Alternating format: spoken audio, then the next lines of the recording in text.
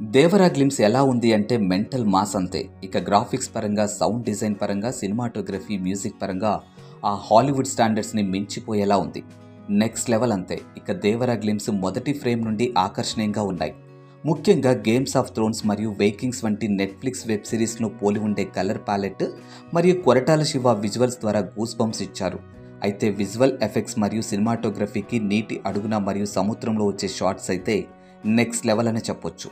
ఇక వర్లో NTR powerful dialogue చెప్పారు. ఈ సముద్రం చేపల కంటే కత్తుల్ని, నెత్తుర్ని ఎక్కువగా చూసుండాది, అందుకేనేమో దీన్ని ఎర్ర సముద్రం అన్నారు అంటూ తారక్ చెప్పిన డైలాగ్స్ గూస్ బంప్స్ తెప్పించాయనే చెప్పొచ్చు. ఇక గ్లిమ్స్ వీడియోతోనే మేకర్స్ సినిమాపై ఓ రేంజ్లో హైప్ని పెంచేశారు.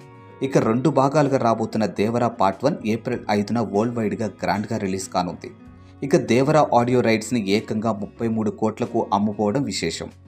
ఈ విషయంలో దేవరా ఆల్ టైమ్ రికార్డ్ని క్రియేట్ చేసింది. ఇప్పటికే 80% పైగా షూటింగ్ పూర్తి చేసుకున్న ఈ సినిమా 2 భాగాలుగా రాబోతుంది.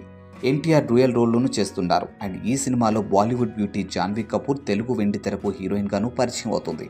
బాలీవుడ్ స్టార్ హీరో సైఫ్ అలీ ఖాన్ విలన్గాను కనిపించనున్నారు. ఇక ఏప్రిల్ 5న ఈ సినిమా విడుదలకు సిద్ధంగా ఉంది. ఇప్పటి వరకు వచ్చినటువంటి దేవరా గ్లిమ్స్ మీకు ఎలా అనిపించిందో కింద కామెంట్ రూపంలో నాకు తెలియచేయండి. At the same time first time మన ఛానల్ ఎవరైనా చూస్తున్నట్టయితే వెంటనే సబ్స్క్రైబ్ చేసుకోండి.